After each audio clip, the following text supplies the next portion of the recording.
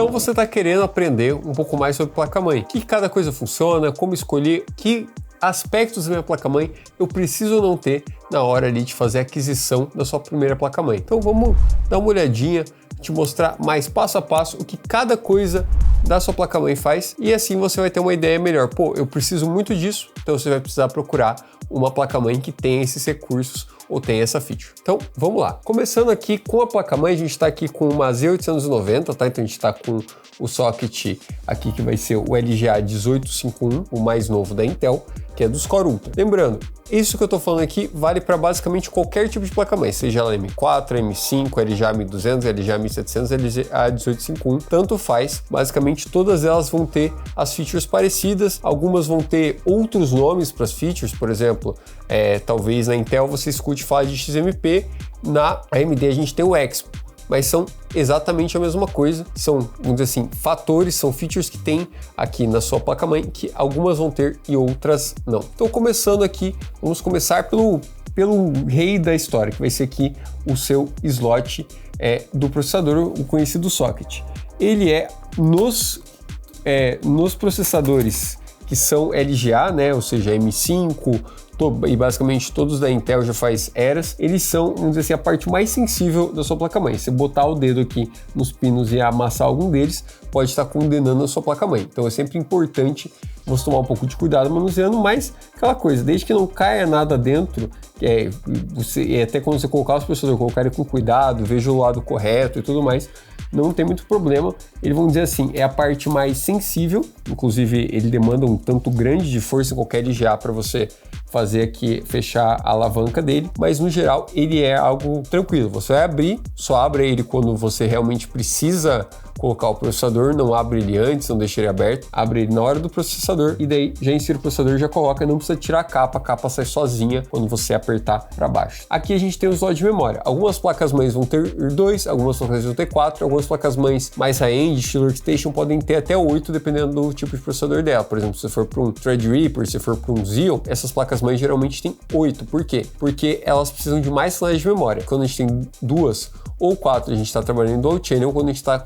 com mais de 8, a gente está trabalhando em quad channel e tem até placas-mães com mais canais que isso, tá? Mas basicamente elas vão ter as abinhas aqui para você tirar. Algumas vão ter abas só na parte de baixo, só na parte de cima. Algumas vão ter abas dos dois lados, que nem essa daqui. Isso não faz muita diferença, só conforme você encaixa. Lembrando que você sempre tem que destravar os dois lados aqui, se tiver os dois lados, então você tem que destravar o lado que destrava, e você vai pressionar até que essas abas se fechem sozinhas. O que é interessante você olhar, nas placas-mães M5, talvez não valha tanto assim a pena você pagar mais caro só pelos 4 slots de memória. Por quê? Porque eles têm problema de estabilidade quando você coloca mais de 2 pentes. O que pode fazer ali que, mesmo que você pagou mais caro para ter ali uma frequência maior na sua memória, as latências mais apertadas e tudo mais, você vai ter que às vezes abrir mão disso para utilizar as 4 memórias. Então, muitas vezes, se você não demanda mais do que ali a capacidade de 2 pentes só, que se eu não me engano está atualmente ali em 96 GB, né, o máximo, que são 2 pentes de 48 GB, você não vai ter muito problema com isso, você pode colocar ali só 2, você tem ali uma performance tranquila. Como eu sei que a maior parte aqui não precisa mais do que 32, são 2 pentes de 16, geralmente se você já tem a condição de já pegar 2 pentes de 16 logo de cara, ou pegar um pente de 16, esperar e pegar outro, fica até mais fácil e você economiza um pouco nessa parte, caso você não precise de outros fatores. Aqui em cima a gente vai ter a entrada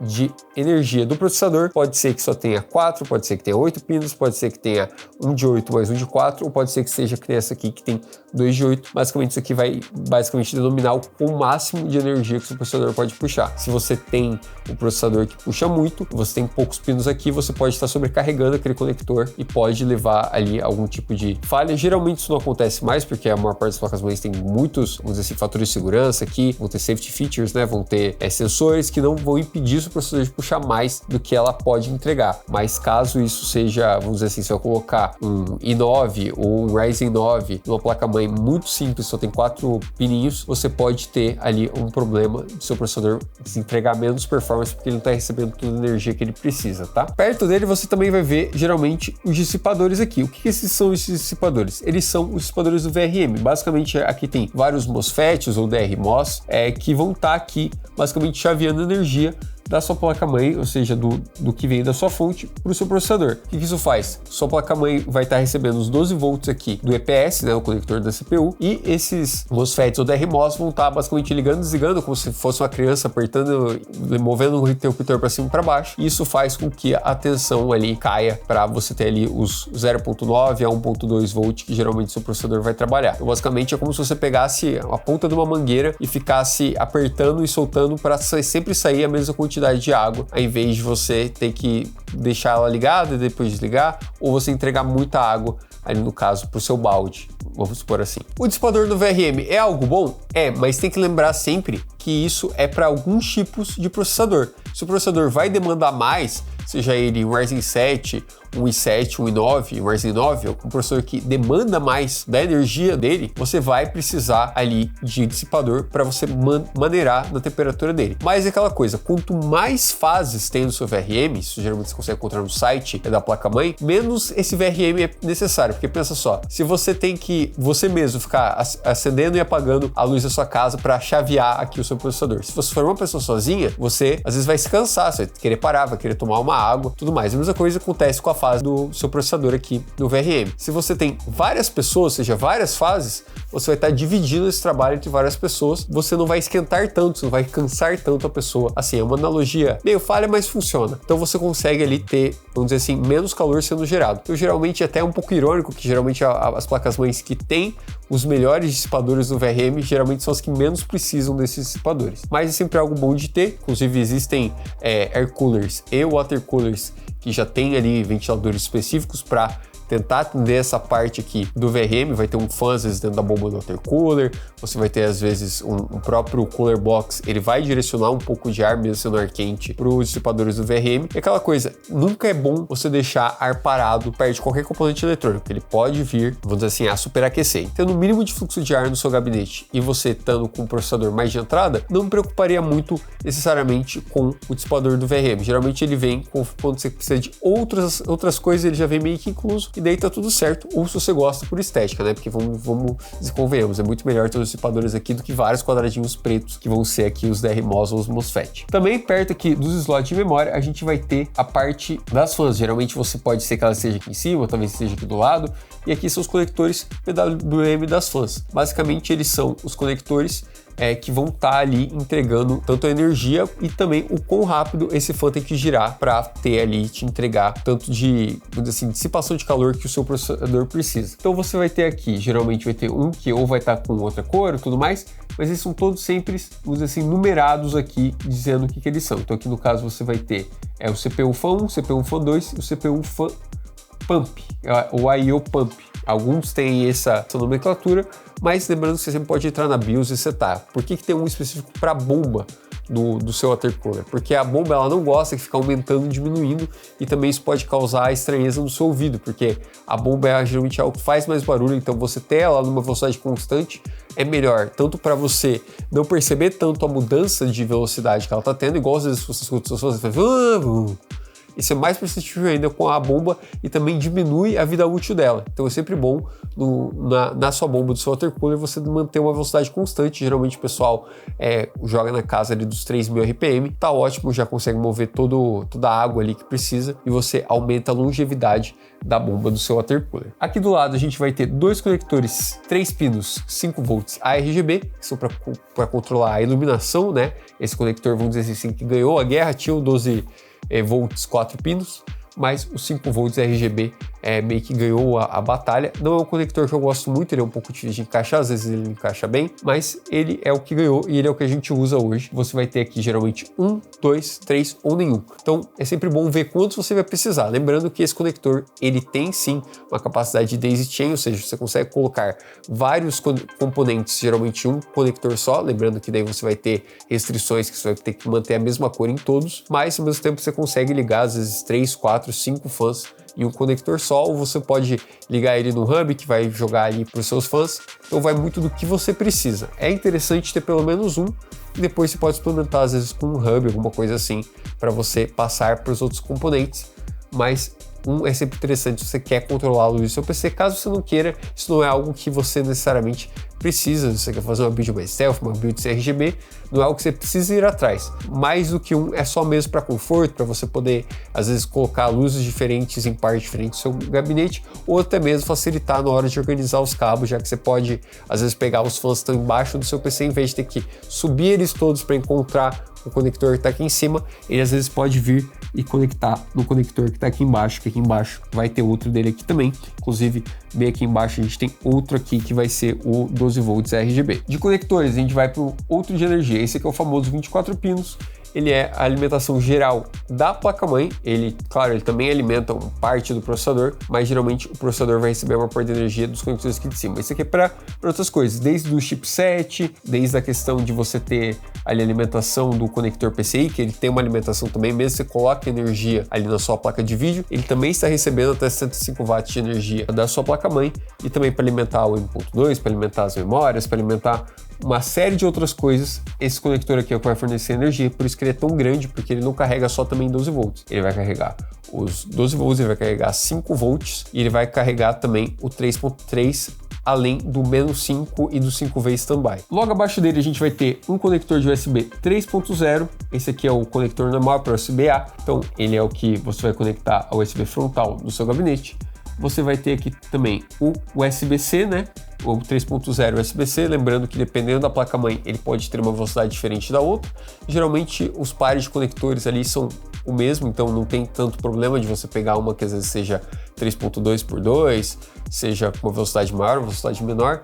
Geralmente o seu gabinete está preparado para isso, ele vai ter todos os conduítes da USB-C ligados. Realmente uma questão de limitação da interface, que daí vai depender da sua placa-mãe. Então é interessante, se você tá pegando um gabinete que tem USB-C, por exemplo, na parte frontal, é interessante que você pegue também ali uma placa-mãe que tenha esse conector USB-C. Alguns tem um, alguns tem dois, às vezes tem dois do USB 3.0 normal e um só desse aqui, às vezes tem dois dos dois, às vezes tem um de cada só, então vai depender muito do modelo da placa-mãe e vai depender muito se você precisa desses conectores na parte da frente. Lembrando que também tem o I/O traseiro, né, a parte ali onde vai ficar as USBs na parte de trás, o internet, o Wi-Fi, etc e tal. É interessante você ter alguns, mas não é necessário você ter tanto assim. Vai muito do seu uso e se você tem demanda por mais USBs na parte da frente do seu gabinete. Indo aqui para baixo, a gente vai ter outro 3.0 aqui, isso aqui virado em 90 graus, ou seja, para facilitar, para deixar o cabo mais bonito. Então, se você quiser, se você só tem um, você pode plugar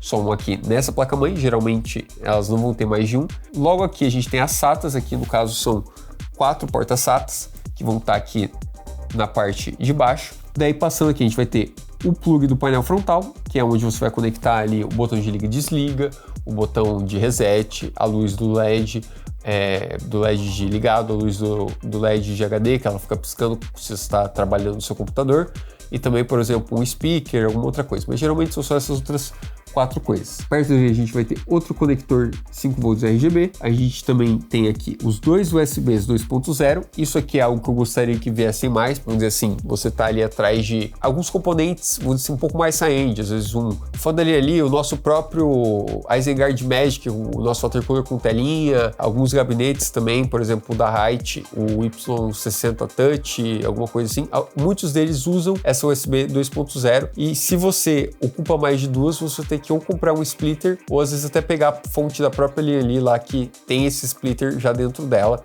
justamente para você poder plugar todos esses acessórios ali na sua placa-mãe, o que é algo um pouco inconveniente, eu posso dizer, porque eu já tive vezes que eu precisei de mais de dois e eu não tive, então é algo sempre bom de ter. Aqui a gente tem mais conectores de fan. Daqui a gente vai voltar aqui para os ARGB, que nem eu tinha falado antes. Esse aqui é o COM, se eu não me engano, ele não importa muito. E aqui a gente vai ter o painel frontal, o áudio painel frontal. E o áudio painel frontal, você pode ver que na maior parte das placas-mães, hoje mesmo as mais de entrada, ele tem como se fosse um tracinho aqui, ó, é justamente uma divisão na PCB para você não ter interferência de toda a maluquice que está acontecendo desse lado aqui da placa-mãe, ou seja, do seu 1.2, da sua placa de vídeo, do seu processador, toda a energia que está passando para ela ficar assim, isolado, sem interferência, para você ter um áudio mais limpo. Então, não sei se vocês lembram, mas era comum há um tempo atrás o pessoal colocar a placa de áudio no PC justamente porque o áudio do PC era muito ruim no painel frontal ou no ou no P2 na parte de trás. O USB sempre foi meio que, às vezes era bom, às vezes vezes não era, dependia muitas vezes até de se sua casa tinha ou não, por exemplo, aterramento. Isso é algo que sempre, vamos dizer assim, teve problemas no computador, mas agora que a maior parte das placas-mães tem esse isolamento aqui, você tem geralmente um áudio muito mais limpo, um áudio muito menos sem estourar, sem craquelar, alguma coisa assim, somente por causa dessa divisão aqui.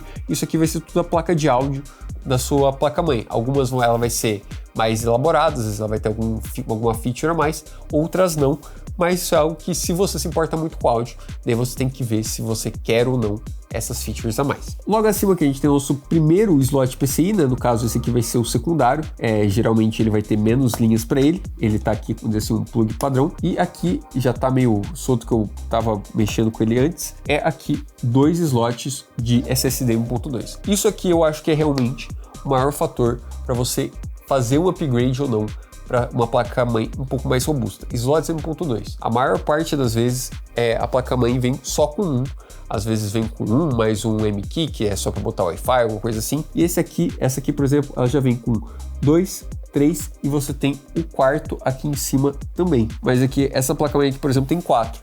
E isso é muito bom.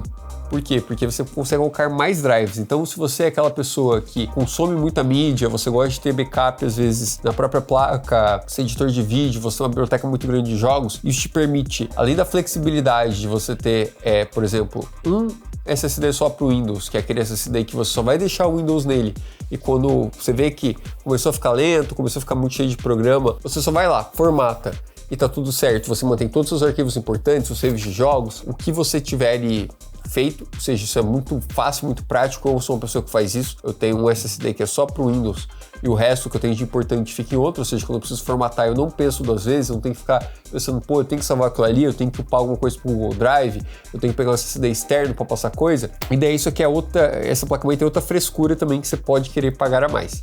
Ela tem a remoção, vamos dizer assim, fácil, né, o SSD Toolless, que é basicamente, ele tem esse trequinho aqui, que você vai botar um SSD e você só aperta e você não precisa de parafuso, por exemplo. Isso aqui é uma coisa que é prático para mim, por exemplo, pro Roberto, que a gente tá toda hora desmontando e montando o computador. Isso aqui é muito bom na roda, mas para um usuário normal que vai instalar um SSD uma vez e nunca mais vai trocar, é opcional. É algo que você tem que pensar muito bem se você quer pagar mais para ter ou não essa feature, mas geralmente em placas que vão precisar ter todas essas features que eu estou mostrando aqui, geralmente já vem, então é algo que, vamos dizer assim, é um no-brainer, já vem incluso. Logo abaixo aqui, você vai ter o slot principal PCIe, né, que é onde você vai colocar a sua placa de vídeo, e esse aqui, no caso, ele é reforçado. Você pode ver que ele é meio prateado, porque ele é reforçado.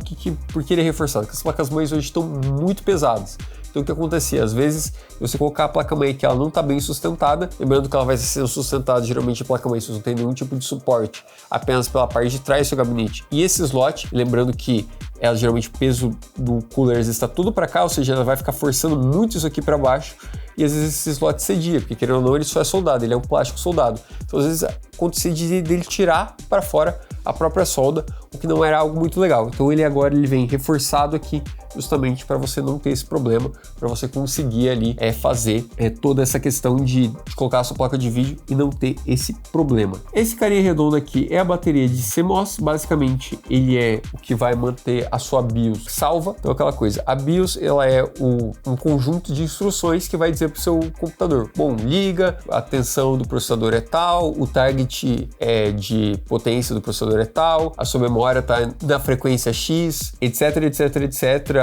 Boot primeiro pelo drive tal. Isso são coisas que estão salvas na BIOS, mas se ela não tem essa bateriazinha aqui para segurar ou o seu PC estiver constantemente conectado na tomada, essa informação se perde. Aquela coisa, é igual o cartucho agora eu vou entregar a idade, né? É igual o cartucho de Game Boy antigo, que tinha bateria, inclusive, geralmente você tem que trocar a bateria para salvar novamente agora, nos tempos mais recentes, tem que ir lá dessoldar a bateria e soldar uma nova, ou botar igual esse aqui que você consegue tirar e pôr. É bem tranquilo de trocar, tá? Se um dia você vê que a sua BIOS não tá mais salvando, a hora do seu PC nunca tá certa, é por causa desse carinha aqui.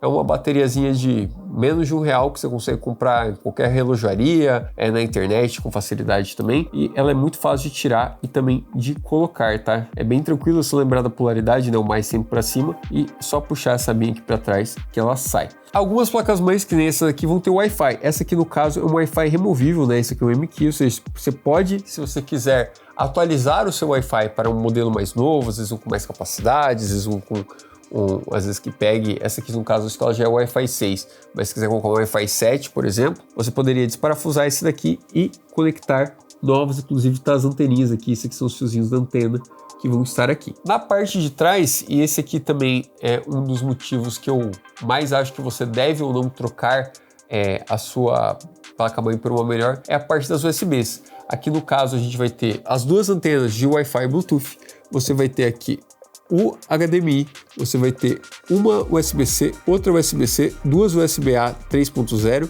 mais duas USB-A 2.0, a internet aqui que já é 2.5 GB e depois mais 4 USB 3.0. Aqui no caso as ROG, ela fala que essa aqui é para Ultra Latency, que é para você colocar os seus periféricos, mouse, teclado, o que você precisa de latência mais baixa. Você vai ter aqui uma porta de microfone, uma porta de fone e também um SPDIF, que é para áudio digital ali por fibra ótica. Porque eu digo que esse aqui é a parte mais importante quando você faz a escolha da sua placa-mãe. Muitas vezes você tem muitos dispositivos, você quer, já precisa, você já comprou, pagou mais por internet mais rápida. Você precisa de mais portas USB, você precisa de mais coisas. Isso aqui geralmente é um fator, pelo menos que eu vejo aqui, o pessoal que às vezes troca muito de placa-mãe ou precisa às vezes trocar de placa-mãe, é por esse motivo aqui. Às vezes a pessoa ela precisa de mais portas USB, ela precisa de mais coisas e ela não tem todos os recursos na placa-mãe que ela escolheu, ou ela precisa desses recursos na placa-mãe que ela vai escolher e ela acaba trocando justamente por causa do I/O traseiro, que às vezes você, por exemplo, mouse e teclado, duas USBs, e você tem microfone, a maior parte do pessoal agora já tem de mesa, mais um, fone, geralmente USB também, mais um. Daí você talvez tenha um DAC para o seu fone in-ear quando você está utilizando aqui, mais uma. E você também tem, por exemplo, o seu monitor, ele liga no PC também para você ter um hub USB no monitor, mais uma. Então são cada vez mais USBs que você vai demandando no seu PC. Então muitas vezes as placas mais básicas às vezes tem 4, 6, você vai já ficar com 0 logo de cara. Então é algo que você demanda mais das USBs. Para mim é uma das coisas que eu mais olho quando eu vou comprar uma placa-mãe, é quantas USBs ela tem e se isso vai me atender ou não. Lembrando, né, que isso é o fator depois que eu já escolhi tudo. Eu já vi qual socket eu vou pegar, qual chipset que eu vou pegar, que no caso estaria bem aqui embaixo desse dissipador. E daí depois disso tudo, quando eu já escolhi isso daí, quanto de memória eu vou precisar, daí eu vou atrás de saber dos frufrus. Se ela tem Q-Code, para quem não sabe é basicamente um leitor de 7 dígitos, aqui no caso são 2, né, que ele vai te informar o código de erro. Então, por exemplo, se sua placa-mãe não está dando boot, está demorando para dar boot, você só olha para aquele leitorzinho, vai no manual da placa, tá lá escrito B4. B4 é porque ele está treinando memória. Então você sabe, não, tá tranquilo, tá treinando memória ainda, posso deixar rolar. Ou, sei lá, vai estar D5 sem display. Ou seja, eu sei que o PC não tá ligando porque eu não liguei o cabo de vídeo da minha placa de vídeo para o meu monitor. Ou se eu liguei, a placa de vídeo não está funcionando corretamente. Talvez a placa de vídeo esteja sem energia, então não está ligando. Facilita muito quando você vai debugar a sua placa-mãe, né? Quando está dando algum problema e você vai estar precisando ali de uma resposta rápida. Senão, algumas tem, não sei se essa daqui tem. Aqui em cima ela vai ter aqui os LEDs que vai falar assim, tá em CPU, tá em memória, tá em GPU ou se tá bootado. Então aqui ela tem 4 LEDzinhos. Isso aqui já é um grande avanço já é bem fácil de você pegar e olhar o que tá de problema. Mas se você quer algo mais minucioso, tá tendo um problema, uma inconsistência, o displayzinho às vezes é muito bom e ajuda bastante. E também tem um fator que algumas nem esses LEDzinhos têm. Então você vai depender de um speaker. Geralmente a placa-mãe não vem com speaker incluso, alguns gabinetes vêm, outros não. E daí com o speaker você consegue plugar. E daí é aquela coisa, se você gosta de toda vez que seu PC dá boot, ele faz pé, ele vai estar ali toda hora fazendo pé. Se não for isso, então você pode guardar ele em algum local que você saiba onde é que ele vai estar, e quando você precisa, não tá ligando por algum motivo, você liga o speaker ali e ele vai bipar 2 vezes para memória, um longo e um curto é CPU. Tô supondo aqui, vai de placa-mãe para placa-mãe, tem que olhar no manual da sua. Então, com tudo isso em mente, o que mais você precisa definir? Qual chipset você precisa? A maior parte dos chipsets hoje entregam a maior parte dessas features que você precisa. Mas, por exemplo, se você for para um chipset H na Intel ou um chipset A na AMD, eu talvez esteja abrindo mão de overclock de processador, que é algo muito tranquilo de fazer, muito fácil de fazer, principalmente na AMD com PBO. Outra coisa que talvez você precise fazer, tamanho da placa-mãe. Dependendo do seu gabinete, talvez ele seja MTX, então no caso ele viria só até aqui mais ou menos. Ela não viria mais baixo que isso. Então talvez você precise, talvez dependendo do seu PC, talvez ele seja uma ITX, no caso ficaria aqui. No caso o slot da GPU não poderia nem ficar aqui, ele teria que ficar aqui em cima. Então são tudo coisas que você tem que olhar com o restante da sua build, com o restante do seu PC, para ver o que funciona e o que não. Espero ter te municiado de todas as informações necessárias ali para sua placa-mãe, para você fazer uma escolha consciente, uma escolha correta e, é claro, adquirir o melhor produto ali para o seu uso. Se precisa de placa-mãe, é só colar no site da Terra, a gente tem várias opções de placa-mãe e, é claro, se você quer pagar mais barato ainda suas placas-mães, tem as nossas lives todas as terças e sextas às 14 horas neste mesmo canal e também tem o nosso canal Telegram, onde você pode receber essas mesmas ofertas e outras mais na palma da sua mão a qualquer hora. Fechou? Vou ficando por aqui, um abraço e até mais.